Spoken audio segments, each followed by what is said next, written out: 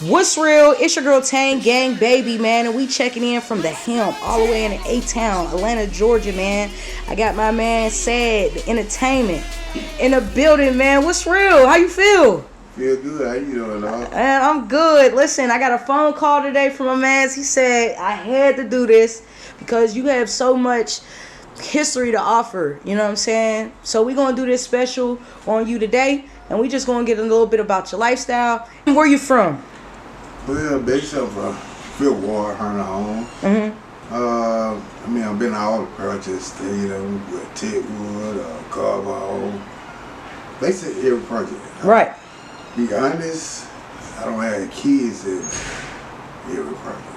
So meaning, I'm in the apartment. Right. But I really just came up from, I'm saying that I was going to grocery stores, started out hustling. I left there, went to the car wash, washing cars. I left there, went to Bankhead, and that's when the biggest thing started happening. So the kids started coming out when I went to Bankhead. Okay, and just to elaborate, man, this for on record that you know of, 44 children? Yeah. Whew. If all I would have lived, I would have had 44. But since they didn't live, I had 17 living. Two girls just passed, got 15 living. Okay. And 17 grandkids. Ooh. So when God said be fruitful, you did not spare the rod on none of that, did you? Well, be taking it honest, my daddy, my grandmama, she had 21 kids, so I got it from a big family. Yeah. Okay. So that's how the fruit started. Okay. So that's normal to have a big family in general. Yes. Okay. So take me back to 1980s, around that time, man. Tell me what that's looking like right now in that time frame. Back then, 1980, I was a money go getter. I had money, so I was with, I'm gonna say, different women. Right. And by me doing it with different women, kicking with different women, I had money. I guess baby just started popping from here, left to right. Right. But the women didn't really wanted me for, how can I say this? Relationship, they wanted for like hit and go. Right. Doing the hit and go, I got stuck. Now, do you feel like you were used for just your manhood at that time, or was there some people or some women that you were actually interested in, but just because of the lifestyle it didn't work? Or how did that go? Well, to be technically honest, I was going to Harper High, and the school bus driver, she started the man when I took him. Yeah. Then she told me, well, we went to Bankhead, she supposed to drop me off in Bankhead, but she didn't. She told me to ride with her. Right. Take the bus back. I'm like, why should I ride with you take the bus back? And that's when it came to be child molester, I say. Yeah. She started. So when she started, I finished it. Right. Maybe she started the sex thing, she wanted it, she got it. I took it from now. So, because a lot of women who get sexually molested at an early age is like looked upon as like, real severe. Do you feel like it's less lenient when it happens to a man or a male? Like, do you feel like nobody pays attention to that? Well, or did it affect you in any type of way? Be technically honest, I like older women than never did like young women. I did like a woman my age. Right. So if I'm 40 and you 38, 39, right. Now we want something older. So basically I got with another female back in 2012. And I was with her for like 13 years. We had 5 kids, but 2 sets of twins and 3 other kids, but they didn't make it. Oh, sorry. Okay. Now, moving forward, 1990s was a hell of a year for Atlanta, Georgia. Yeah, 1990, I was. Tell me about that transition from now, coming from the 80s, tech, you know, all the projects and things like that. Well, you know, back in 1990, I was staying at Harry Hall. So Okay. I was with, be honest, I had a lady I was with for 20 years. Right. But I was with different women because I had kids over her because me and her couldn't have kids. Right. So then, I was getting money too then, but I was trying to bag away from it. Yeah. That wasn't the lifestyle I want to keep in. Right. But growing up tough, did a lot. I've been through a lot. Got family that did the same thing, but everybody got to spread their life from it. Right. So now when I basically died, I died twice, had a light stroke, I died twice. God brought me back, so I guess I'm gonna say by a praying mother. Right. She walked with faith.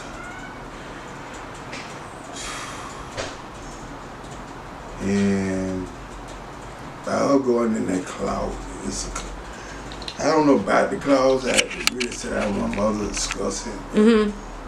When she came to see her first child in the bed with having sprains, she told the doctor she just really need to go to a cloud. Right. And my sister, brother, they were there, but the pastor, he was there, he asked to pray over me, but my mother, she said, well, you can go ahead and pray with my son. But she asked the doctor just to take me to the closet.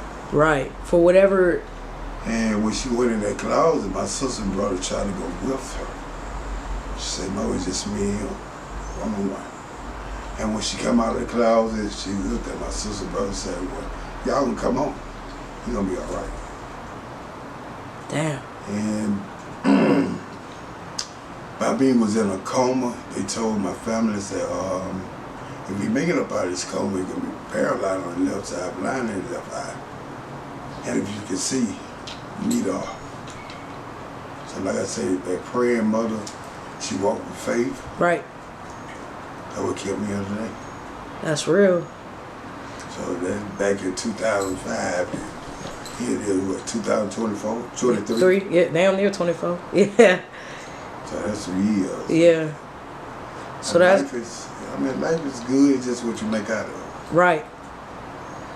Now during the Freaknik era, you know, we got a lot of documentaries coming out about that. Well, Would you like to shine any lights about that as far as like just what Atlanta looked like around that time, the feel of it and the environment? well, be honest, doing Freaknik time, I had a Monte Carlo back then. 8 12s in it. Paint that picture, man. And I was going to Ashford, right about Ashford train station, that's where they had it. Right. And the music I had was in my car, was so loud. The police car straight to me, he didn't go to nobody else. Yeah. And when he looked at me, he said, man, I'm going to lock you up because of the music. Right. But what the hell do you have in that car? So I opened the trunk. And when I opened the trunk, it said 8 12s, like 6 104s, like 8 those speakers. So, what you doing with all the music? Well, right. I didn't know it. It's free. Right. Meaning when he locked me up, I got out to say, 2-3 hours later. And I come back, which they took that car. When I came back the next day, I came back in my beard. Yeah. And I had 8 12s in there too. So triple gold D's. Like I said, I had money back then. I was messing up. Yeah. Having fun. All right then. What does the lifestyle from back then influence you to be better for today? Like, as far as like, what do you do different? I know that times has changed, but like, as far as your mindset, what is different from you from back then to now? Well, at first, when I first came home from that accident, I really was down. It really put me down. I used to have braids in my hair that was my strength. So when I seen my hair was cut and I couldn't grow hair anymore, so it's weak. Yeah. But I had to go to God and I asked for His guidance. And when He gave me His guidance, I had to go with whatever He say do. I had to go do it. No question asked. No. Okay, I ain't gonna do that. I'm gonna think about it. I just go. Right. And be honest, it's the kids. I mean, I had 11 girls and 6 boys. The girl that break your back. So, They break your back. I mean, I'm the only dude I know that go in the mall with 15,000 and come out there with $1. Sheesh. Yeah. And I gotta go there every project. I gotta drop off. Yeah. And a lot of females that be with me during that time, they like, how is you so good with your baby mama? And they on spiritual. I'm like, I take care of my kids. Yeah. So other than that, life is good. Like I say, just what you make out of it. Right. How is your relationships with all your kids? With all my kids. With all of them. They fine. Right. I have no problem with them. Do you have any favorites? Favorite? Like, just like a bond, like a, I would say me and my dad probably got the best bond out of all his kids. And he always elaborates and say, like, you know what, Will, out of all my kids, you the most like me. Or you the one I call, you know what I'm saying? You get me back up in spirits. Like, so do you got like a child that you could call on, or like that's your go-to child as far as like support? Okay, I'm gonna be honest. My baby girl, I have a son. I haven't seen her since I moved from Atlanta and went to Chicago. Okay. Now, the one that stay with me now, that is my baby girl. That's what her mother gave to me. Say, this your child, you gonna take care of her. I don't want. Now that's why I know I can call on, but the boys, they move. Yeah. But they move like the girls. Yeah. Now my first child, my first daughter, which is Aisha, she stay right down the street from me, but she'll jump when I say jump. Okay. So that's that's the one. Yeah, that one basically look like a twin. Yeah. Which you be taking out of all my kids look like me. Yeah. So if a child like mine, you gonna look like me. I know you ain't mine. You know for sure. It's not mine. That's real. So, what does things look like for you today? Things look like, it's faith. I didn't have none of this. Right. I didn't have no point, man, I don't know where to go. But, like I said, I walk with faith. And God supplied me and gave me what I need. For sure. So life is good. Like I say, I just have to stay going to church. I have to stay prayed up. I have to. I take a lot of medicine, but I'm not saying nothing. I can get off of it if I lose the weight. Right. Right. But I do have a baby mama I've been looking for, like I say, my baby girl. Last time I checked, she was up there in Chicago. But her mother from Mifflin, Georgia. How old would she be? She was about 17, 18 now. Okay, and that's the baby you said? That's a baby girl. All right. I got some baby boys out there I haven't seen. Now does that... God, I promise to see them before I leave this world. For sure. Now, not seeing her, does that play something in your head, or do you worry? Like, I know you say you carry faith, but is there a mission to find her? Yeah, it's just a mission to find her. Like I said, I wish, I don't know, my sister, she had a number that she kept for over 20, 30 years, but she lost the number. Right. So that's how I lost contact with my baby. Yeah. For young men that might be watching this right now and is experienced multiple baby mothers, you know what I'm saying, and children as well, what advice would you have for them as far as just being a dad? Being a dad is not, I'm gonna be honest, it's not easy. I wonder why my dad was so hard on me. Right. But now that I see, because it kept me out of a lot of trouble. I mean, I wouldn't be here today if he would have kept beating me. I wouldn't be here today if he kept, I mean, he didn't chastise me. My mother didn't chastise my uncles and auntie, they chastised me. I couldn't go out there and do the things that people do in the day I couldn't do. Right. So the message for the... Well, the message is, whatever you're doing wrong, I work for you, don't do it, but well, how can I say this? During my coming up, we had teachers. You know what I'm saying? The older guy was teachers. Right. You know what I'm saying? We learned from them. Which the gang have turned now. I mean, I don't understand the gang that they do it today, but... Do you feel like you're a student to the game right now as far as what's going on in this time? Well, I mean, I try to talk to young kids and young boys and try to give them knowledge, but it's up to them to listen. It is. For sure. The shoes I done walked in, I don't think they can walk in. Yeah. No, we know that crime has always been crime and violence has always been violence, but as far as like handling situations back then, was there more fist fights than gunshot violence as far as like people dying, or do you see it as being the same? I mean, be honest, I don't see people get killed over where they're dying, but they was not shooting, they stabbing, they fighting. And I'm like, oh, look, man, you just stabbed a man over a nickel, 5 cents. Right. But these are, I looked at that and learned from older cat, they like, man, you don't want to be that. You don't want to go that route. Right. I have seen but basically stayed in Bar Home and seen a man got shot 9 times over a female. He's still living. Damn. Have you ever been to prison for any Yeah, I've been to prison.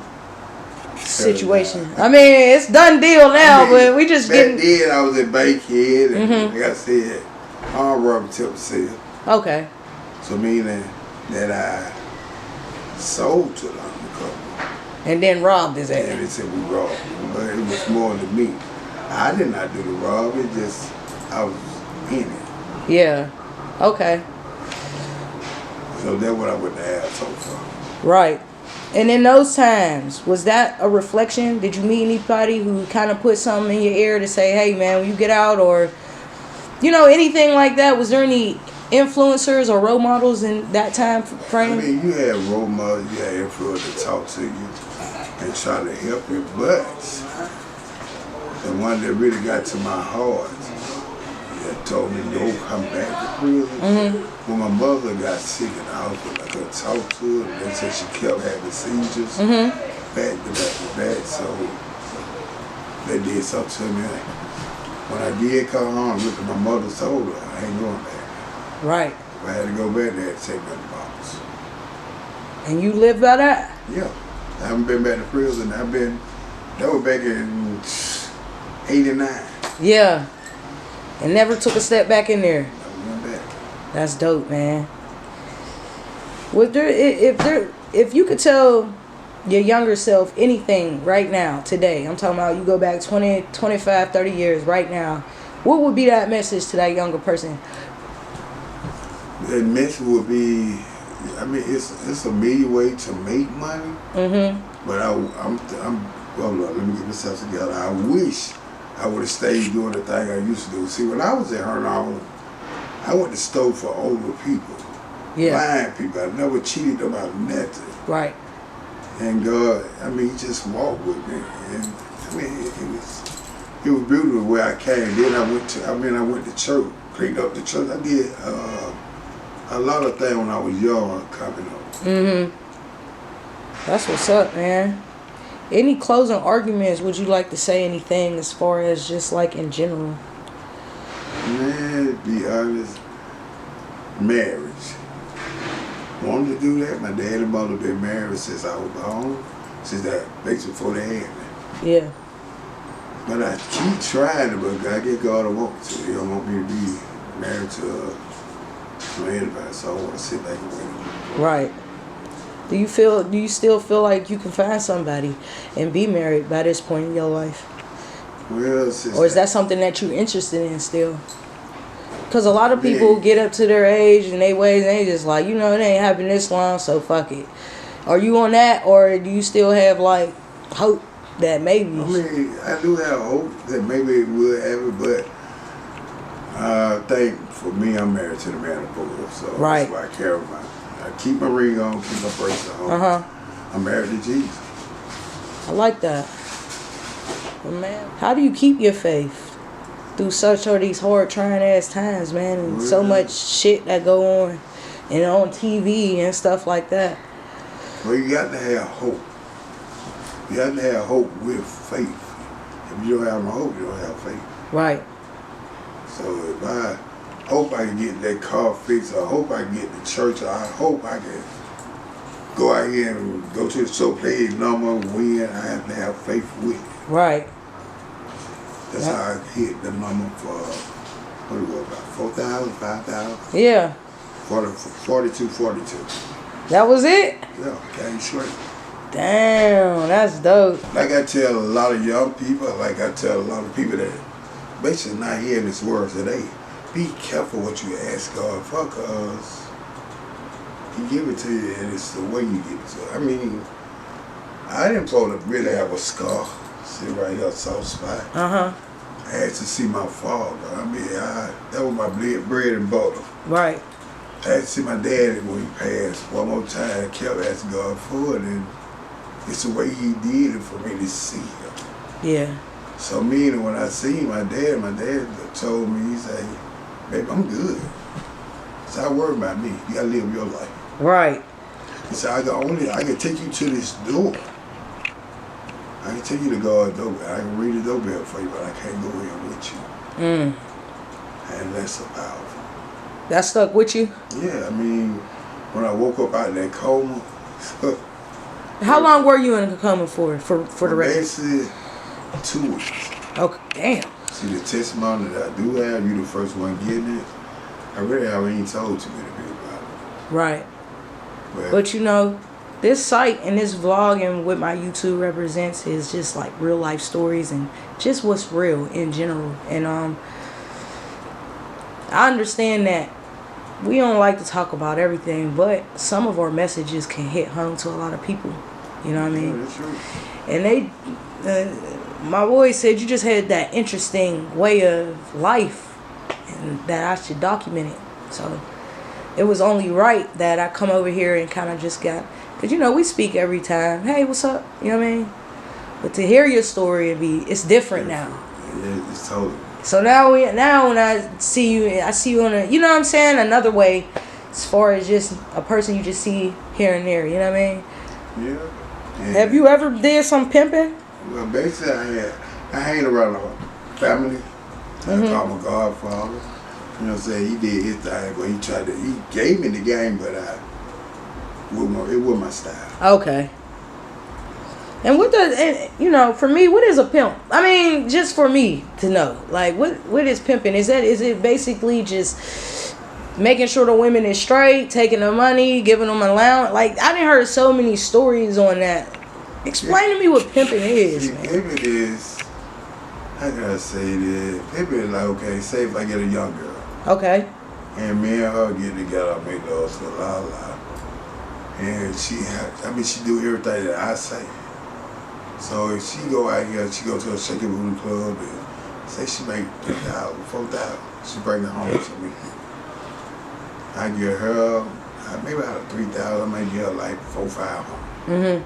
But that 400, 500 take care of you. We can go buy all the stuff that you need to keep yourself up. But it wasn't my style. I should have been one. I was the baby mamas and right. girls that I would keep it with. It's not proud to say, but I can't say I've been with 100 females in 1 year. I mean, back then, 100 females in 1 year. I've been just out there. So, here's another question I got. To you. And maybe it don't even mean shit to you, but I'm just going to say to you. Now, a man, he can have several women, but what's what's too much bodies for a woman? Like, what would be like, that's just way too much. Now, you said 101 years.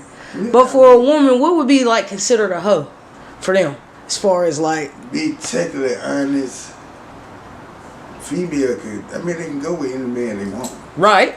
Now, for you not to be that whore, you be that hoe right there. Like, say, in Atlanta, Georgia, you don't fuck over 50 people. Right. It's a hoe. But if you go to the South Carolina, New York, you start all over. Right. So, okay. So basically, that's what females do. They still be what they want to be. It's just they go to somewhere else and start their life over. I like that. So, basically, a clean slate start when you go somewhere else. You back at zero. I mean, you starting over. You starting your life over. Okay. Like me, I know I'm a whore. Not a hoe, I'm a whore. And that right there, I slowed that down. So now I'm trying to be a one-woman man. Okay. Go along with my life. Right. Right. And what does that woman look like for you? What's the qualifications to be Sad's goddamn wife? Okay, now we're going to go back to Bankhead, which I met her in Bankhead. I used to talk to her back then, but I had baby mamas. I had babies already here. I had babies on the way. So that is complicated. Right. Okay. So all the years I just been back on the water. Right. But as far as like, if you was to get a wife today, what would that be like? What would you expect from your wife? Like, what's the expectations that she needs to have?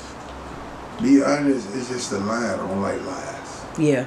I mean, I don't care if you did so, tell me the truth. I can deal with the truth, and I can deal with a lie. If you lie to me, I'm back away. Right. But you tell me the truth, work that out. Yeah, because if you could lie, you could steal, and if you could steal, you could kill. And I don't did all this, so what you try to do to me, it's not gonna work. Right. But when you tell me the truth, and we can work this out and go with our life. If not, I'm a bag about it. I'll let you go about your business. I'm good. For sure. Listen, like a boss is on your hat, man, and the energy is matching. You know what I'm saying? My name's Tang Gang, baby. This is What's Real, and this has been the documentary and the lifestyle of my man Sad ENT Entertainment. You dig what I'm saying? Any closing arguments? Anywhere they could follow you at? Anywhere they could find you? Or is it just like, man, stay tuned? What is it? I don't even know what to say, baby. It's all gravy. It's all gravy. I'm trying to tell them, hey, I'm going to stay Gucci up. I'm Gucci with. And that's it. That's life. And it's your girl Tang Gang, man. Make sure y'all follow, like, subscribe, and share this. And yeah, let us know your thoughts in the comment box. Be sure to ring that bell. Let's go.